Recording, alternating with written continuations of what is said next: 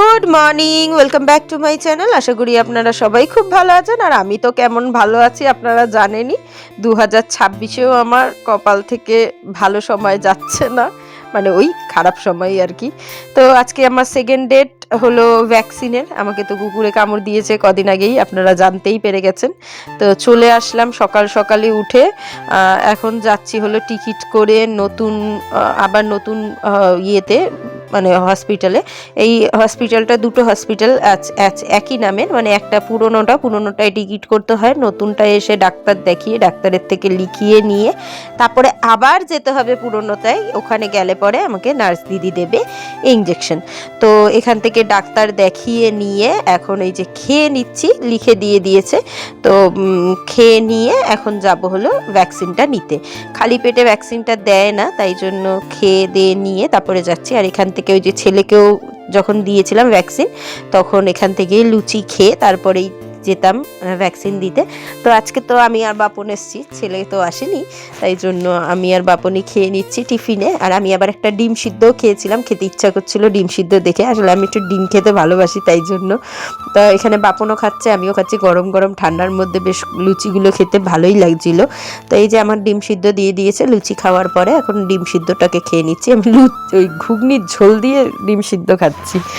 আর আজকে একটুখানি ভ্যাকসিন দিতে এসে একটু হ্যারাস হতে হয়েছে। ওই যে ডাক্তারটা লিখে দিল এখন, সেটা মানে যেই কাগজে লিখে দেবে সেটা না লিখে দিয়ে এমার্জেন্সির কাগজে লিখে দিয়েছিল। আবার গিয়ে আবার সেটাকে ঠিক করিয়ে এনে আবার তারপরে ভ্যাকসিন নিতে হয়েছিল। তারপরে আসলাম বাজারে, আর খেয়ে নিলাম চা। তারপরে ঢুকলাম বাজারে, কি নেব সেই চিন্তা করতে করতে। তো এখান থেকে একটু মাছ নিয়ে নেবো। ভাবলাম যে তাড়াতাড়ি গিয়ে একটু মাছই রান্না করা যাক। তো এখানে অনেক রকমের মাছ ছিল। তা বাপন বলছিল কি মাছ খাবে সেটা দেখো। তো চারিদিকে ঘুরে ঘুরে দেখছিলাম কোথায় কি মাছ আছে, সেই হিসাবে মাছটা নেব। তো তারপরে ওখান থেকে মার দোকানে আসলাম। মা আবার দেখি আমার জন্য চাউমিন নিয়ে এসছে। ভেজ চাউমিন করেছিল, কত রকম ভেজিস দিয়ে, দেখো কি ভাল লাগছে, ফুলকপি, গাজর, বিনস, আলু সব দিয়ে, টেস্টিও হয়েছিল। তারপরে আবার একটা কেক ধরিয়ে দিল, সেটাও খেলাম। আজকে সকাল থেকে খালি খেয়েই যাচ্ছি আর আপনাদের আমার খাবার ভিডিও দেখাচ্ছি। বাড়ি আসার সঙ্গে সঙ্গে দেখি জেঠু দিল জয়নগরে মোয়া, জেঠুকে কে দেখতে এসেছিল সে দিয়েছিল। আর আমি কয়েকটা জিনিস অর্ডার করেছিলাম অনলাইন থেকে, তো সেগুলো চলে এসছে। এই যে যেহেতু ওরা এখন স্কুল যাচ্ছে, তো একটু জ্যাম এনে রাখলাম, পাউরুটি দিয়ে কোনো দিন টিফিন নিয়ে যেতে পারবে বা খেয়ে নিতে পারবে। এখানে কটা সস অর্ডার করেছিলাম। আর করেছি হলো এই কড়াইটা। আমি আগের দিন একটা কড়াই অর্ডার করেছিলাম, আপনাদের সঙ্গে শেয়ার করা হয়নি, রাত্রিবেলা করেছিলাম অর্ডার, হুট করি, লোহার কড়াই। তো ভাবলাম ছোটো মামির জন্য একটা করি, কারণ ছোটো মামি আমার জন্য অনেক করে, মানে অনেক কিছু আমাকে দেয় কিনে কাটে। আর এই যে এখানে এই কড়াইটা কিনে নিলাম। আর কড়াইটা বেশ ভালো, ভারী। এবারে জানি না 180 টাকা নিয়েছিল কড়াইটা, অফারে ছিল, তাই জন্য। তো ভালো হবে কিনা বুঝছি না। আমারটা আমি এই যে এখানটা মেজে রাখলাম রান্না করব বলে, যেটা কালকে নিয়েছিলাম। এসেই তো বাসন কোসন সব মাজলাম। আর আজকে আর স্কুল যাইনি, এসে দেখলাম, কারণ ওই আমি ছিলাম না, তাই স্কুলটাকে না গিয়ে ঘরে রয়েছে। তো এই জ্যামটাকে খুলতে পারছে না, মিক্স জ্যাম নিয়েছি, বেশ বড় জ্যামটা দেখলাম 500 গ্রামের। তো ভাবলাম নিয়েই নিই।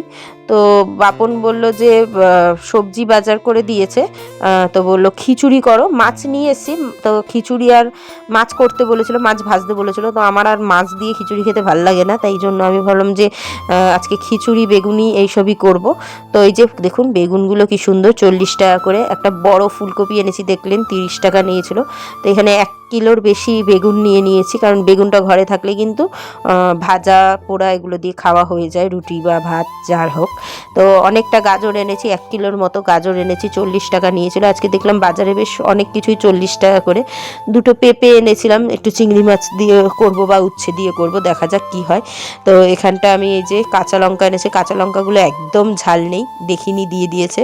কড়াইশুঁটি এনেছি, কড়াইশুঁটিও বেশ আমার ছেলে মেয়ে খেতে ভালোবাসে, তাই এনে রেখে দিই। তাই আজকে খিচুড়ি বসালাম। আর এইটা আমার ছোটো মামির হাঁড়ি, আমি এনেছিলাম, তো সেটাতেই ভাবলাম খিচুড়িটা বসিয়ে দিই।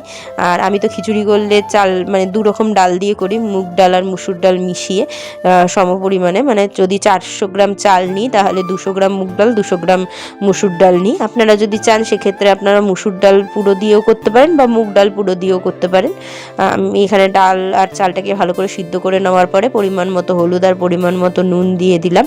আপনাদের সঙ্গে ভাবলাম আজকে একটু খিচুড়ির রেসিপিটা শেয়ার করি, তাই জন্যই শেয়ার করছি। আমি জানি আমার থেকে অনেকেই আছেন ভালো রান্না করেন খিচুড়ি বা সব রান্নাই, তো আমি যেহেতু ডেলি ভ্লগ আপনাদের সঙ্গে শেয়ার করি, তো আমি যা যা করি সেটাই আপনাদের সঙ্গে শেয়ার করার চেষ্টা করি। তো এখানে আমি চাল ডালটা সিদ্ধ করছি নুন আর হলুদ দিয়ে, আর আজকে নতুন কড়াইটার মধ্যে রান্না করব। তো এখানে আমি তেল ঢেলে নিচ্ছি নতুন কড়াইটার মধ্যে, আর কড়াইটা কিন্তু বেশ ভালো। এবারে জানি না এটা লোহা কিনা, আমি তো চিনি না, তো 2-3 জনকে দেখলাম বললো লোহাই। তো তেলটাকে এখন ভালো করে গরম করে নিচ্ছি, আর বেশ কড়াইটা ভারী হলে কি হবে তাড়াতাড়ি কিন্তু গরম হয়ে গেছিলো। তো আমি খিচুড়িতে না সব রকম সবজি দিয়ে করব, শীতকালে তো সবজি দিয়ে খিচুড়ি খেতে বেশ ভালোই লাগে। আর আজকে ভ্যাকসিনটা নিয়ে আসার পর থেকে না শরীরটা আমার ঠিক ভালো লাগছে না, কেন জানি না, একটুখানি কেমন কেমন লাগছে, তাই খুব শর্টেই রান্না করছি, খুব একটা বেশি কিছু করছি না। তো এখানটাই যে খিচুড়ির আলুটাকে মানে দেবো খিচুড়িতে, সেই জন্য আলুটাকে নুন আর হলুদ দিয়ে ভালো করে লাল লাল করে একটু ভেজে তুলে নেব। আর দেবো গাজর আর ফুলকপি, একটু বিনস আনলে ভালো হতো, পরে মনে হলো একটু বিনস দিয়ে দিলেও কিন্তু ভালোই লাগতো খেতে। প্রথমে তো ভেবেছিলাম আলু আর ফুলকপি দিয়েই খিচুড়িটা করব, মানে সবজি দিয়ে খিচুড়ি করব, আর হলো ওই যা হোক একটা কিছু ভেজে নেবো। কিন্তু পরে দেখলাম যে গাজরটা দিয়ে দিই, গাজরটা দিলেও সবার খাওয়া হয়ে যাবে, যেহেতু সবজির খিচুড়ি তো গাজর বিনস এগুলো দেওয়াই যায়। কিন্তু বিনসটা আমি আনতে ভুলে গেছিলাম, তাই আর বিনসটা দেওয়া হয়নি। আপনারা চাইলে শীতকালীন সব রকম সবজি দিয়ে কিন্তু খিচুড়ি বানাতে পারেন, দারুণ লাগে খেতে। আর শীতকাল মানেই তো হলো মানে যত রকম এই সবজি খাওয়ার দিন, মানে পিঠা পুলি এগুলো খাওয়ার দিন, কেন শীতকাল তো উপভোগ করে মানুষ এই খাওয়া দাওয়া নিয়েই। আমিও তাই, আমি খুব একটা শীতকাল পছন্দ করি না, কিন্তু শীতকালের এই সবজি পিঠে পুলি এগুলোই বেশ খেতে ভালো লাগে, তাই জন্য আমার শীতকালটা ভালো লাগে, না হলে এই শীতের জন্য আমার একটুও পছন্দ না শীতকাল। তো এখানটা আমি আদা টমেটোটাকে ভালো করে পেস্ট করে নেবো আর কাঁচা লঙ্কাটাকে। ততক্ষণে আমার ফুলকপিটা কিন্তু ভাজা হয়ে গেছে হালকা হালকা করে, খুব বেশি ভাজলাম না, কারণ যেহেতু চাল ডালের সঙ্গে কিছুটা সিদ্ধ করব, নাহলে কিন্তু একদম খুঁজে পাওয়া যাবে না, সব একদম ঘ্যাট হয়ে যাবে খিচুড়ির মধ্যে। তো এটাকে তুলে নিয়ে আমি এখানে এখন ফোড়ন দিয়ে দিচ্ছি হলো সাদা জিরে, শুকনো লঙ্কা, তেজপাতা। ফোড়নটা একটুখানি পুড়ে আসলে পরে এর মধ্যে আমি ওই যে পেস্ট যে করে রেখেছিলাম আদা কাঁচা লঙ্কা টমেটোর, সেটাকে দিয়ে দেবো। আর খুব একটা বেশি কাঁচা লঙ্কা দিইনি, কারণ জেঠুর না মুখে একটু ঘা হয়েছে, তাই জন্য ঝাল জিনিস খেতে পাচ্ছে না একদম, তাই অল্প করেই দিয়েছি কাঁচা লঙ্কা। কয়েকটা লঙ্কা আমি চিড়ে দিয়ে দেবো, যাতে কারোর যদি ঝাল মনে হয় সে ডলে খেয়ে নেবে। তো এখন তরকারিতে আমি সেভাবেই অল্প ঝাল দিয়ে করছি, কারণ জেঠু একদমই খেতে পাচ্ছে না। আর দেখুন, একটা মানুষ বাড়ির মধ্যে যদি খেতে না পারে, আমরা আমাদের মতো রান্না করে খাচ্ছি, সেটা কিন্তু হয় না, আমি তো পারি না, আর আলাদা করেও আমার পক্ষে করা সম্ভব হয় না, সেই কারণে আমাদেরটা একটুখানি কমিয়ে অ্যাডজাস্ট করে নিই। দেখুন, একসঙ্গে থাকতে গেলে অনেক কিছু মানিয়ে গুছিয়ে চলতে হয়। তো এখানে আমি মশলাটাকে কষিয়ে নিচ্ছি, মশলার মধ্যে শুধু একটুখানি হলুদ আর একটুখানি জিরার গুঁড়ো দিলাম, আর এখানে এই যে কয়েকটা কাঁচা লঙ্কা গোটা গোটাই দিয়ে দিলাম গাজরটাও। গাজরটা আর ভাজিনি, একটু দিয়ে দিলাম কড়াইশুঁটি, কারণ শীতকালে তো কড়াইশুঁটি দিয়ে খিচুড়ি খেতে ভালোই লাগে, আপনারা তো জানেনই। আর কে কে এরকম ভেজিটেবল মানে সব রকম সবজি দিয়ে খিচুড়ি খেতে ভালোবাসেন বলবেন। আমার বরকে যেরকমভাবে খিচুড়ি রান্না করে দিই না কেন খিচুড়ি খেয়ে নেয়, কিন্তু আজকে একটা অসুবিধা হয়েছে, সেটা পরে আপনাদের বলছি। এই খিচুড়ির যে চালটা, সেটা আজকে দোকান থেকে আমাকে অন্য চাল দিয়ে দিয়েছে, গোবিন্দভোগ চালের বদলে আতপ চাল দিয়ে দিয়েছে। আর আমি এমনই গাধা, মানে কিছুই চিনি না, কি যে আমি 16 বছর ধরে সংসার করেছি আমি নিজেও জানি না। হ্যাঁ, আমি এরকম চাল মাছ এগুলো কিছুই চিনতে পারি না। তো যাই হোক, সে আবার চালটা এমন চাল দিয়ে দিয়েছে, সে পরে সিদ্ধ করার পরে দেখছি এটা গোবিন্দভোগ চাল না, কোনো গন্ধ নেই, আর একদম মোটা মোটা হয়ে রয়েছে। তো একটুখানি খুন্তি দিয়ে দেখে নিলাম আলুটা সিদ্ধ হয়ে গেছে কিনা, দেখলাম আলুটা সিদ্ধ হয়ে গেছে। এবারে ওই যে ভেজে রাখা ফুলকপিটাও দিয়ে দিলাম, মশলার সঙ্গে এখন কষিয়ে নেব। অনেকেই আছে এইটা মশলার সঙ্গে না কষিয়ে কিন্তু এরকম ভেজে খিচুড়ির মধ্যে দিয়ে দেয়, আর মশলাটাকে আলাদা করে কষিয়ে ফোড়ন দিয়ে খিচুড়িতে দেয়। আমি ওইভাবে করি না, আমি এইভাবে করি। তাহলে কি ওই ফুলকপি আলু সব রকমের মধ্যে কিন্তু একটুখানি মশলাটা ঢুকে যায়, খেতে বেশ দারুণ লাগে। তাই কারণে আমি এইভাবে করি। আপনারা কিভাবে করেন একটু বলবেন। আর কড়াইটা দেখুন, কড়াইটা কিন্তু বেশ ভালো, লেগে যায় না, কিন্তু দেখলাম এরকম তো খুব তাড়াতাড়ি পুড়ে গেল কেন জানি না। তো এই যে এবারে মশলা খিচুড়িটার চাল ডালটা সিদ্ধ হওয়ার পরে কিন্তু আমি মশলা সমেত ওই আলু ফুলকপি কড়াইশুঁটি গাজর সব দিয়ে দিলাম। আর দিয়ে দিলাম কড়াইটা ধুয়ে ভালো করে একটু গরম জল দিয়ে দিলাম। খিচুড়িতে কিন্তু এই মুহূর্তে যদি আমি ঠান্ডা জল দিই একদম টেস্ট বিগড়ে যাবে। এখানে যদি জল অ্যাড করতে হয় তাহলে কিন্তু একটুখানি গরম জলই অ্যাড করতে হবে। আর আমি একটু পাতলা ধরনের করব খিচুড়িটা, তাই জন্য আমি আরেকটু গরম জল করে অ্যাড করব, নাহলে কিন্তু খেতে ভালো লাগবে না। দিয়ে দিলাম পরিমাণ মতো চিনি, কারণ আমাদের বাড়িতে ওই শক্ত খিচুড়ি কেউ খায় না, একদম জমাট বাঁধা। আমরা কিন্তু এরকম একটুখানি পাতলা পাতলা খিচুড়ি খেতেই ভালোবাসি, তাই জন্য জল অ্যাড করেছি। আর নুন টুন তো আগেই দিয়ে দিয়েছিলাম। এবার একটু টেস্ট করে দেখে নেবো নুন টুন সব ঠিক আছে নাকি, নাহলে কিন্তু আরেকটু নুন দেবো। তো এটাকে ভালো করে একটু মিক্স করে ফুটাচ্ছি আমি। এবারে এই যে একটু উপর থেকে ভাজা মশলা দিয়ে দিচ্ছি। ওই ভাজা মশলার মধ্যে আছে শুকনো লঙ্কা, জিরে, মৌরি, ধনে, এইটাই। আর উপর থেকে দিয়ে দিচ্ছি অনেকটা পরিমাণে ঘি, কেন খিচুড়িতে কিন্তু এই ভাজা মশলার ঘিয়ের গন্ধটা বেশ দারুণ লাগে খেতে। তো এখন এটাকে মিশিয়ে নেব, ব্যাস হয়ে যাবে আমার খিচুড়ি।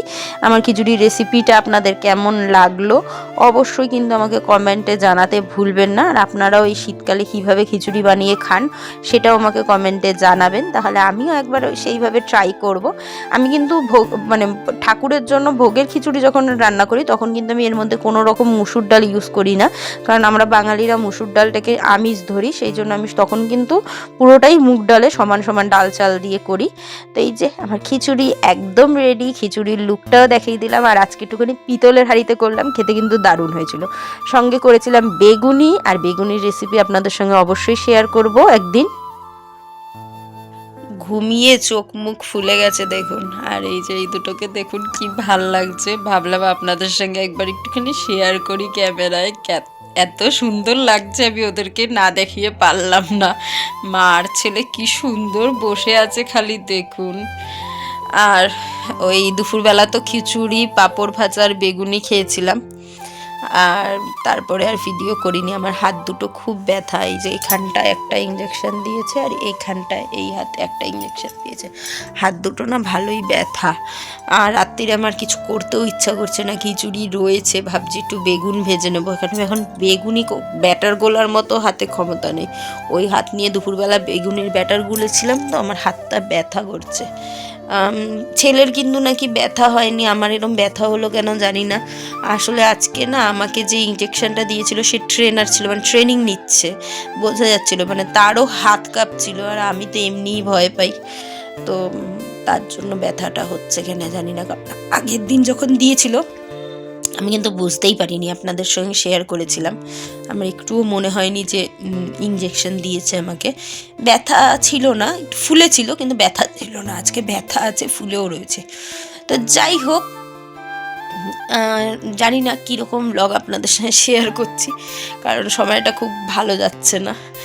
আর ডেলি ব্লগ তো সবটাই আপনাদের সাথে শেয়ার করি, জানি না আপনাদের কেমন লাগে আমার ব্লগ। যদি ভালো লাগে অন্তত আমার চ্যানেলটাকে সাবস্ক্রাইব করে আমার পাশে থাকবেন।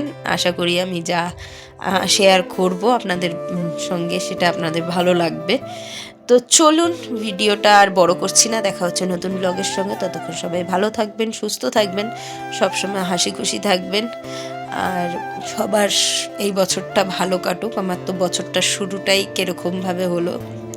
যাই হোক, আমি মনে করি কি এটা হয়তো ছোটোর উপর দিয়ে গেছে, এর থেকে বড় কিছু হতে পারতো। আমি এটা বলেই কাটিয়ে দিই, পজিটিভিটি আনার চেষ্টা করি নিজের জীবনে। নেগেটিভিটি যদি আমি বেশি চিন্তা করি তাহলে আমার জীবনে নেগেটিভিটি ঘিরে ধরবে, সেই জন্য আমি এটা ভাবি যে এর থেকে হয়তো অন্য কিছু হওয়ার ছিল, আমার উপর দিয়ে এইটুকু দিয়ে চলে গেল, এর থেকে হয়তো আমার বাড়ির কারোর প্রতি অনেক কিছু হওয়ারও ছিল, এরকম ভেবে ভেবে কাটিয়ে দিই। তো যাই হোক, চলুন কথা বলতে থাকলে অনেক কথা বলে ফেলবো।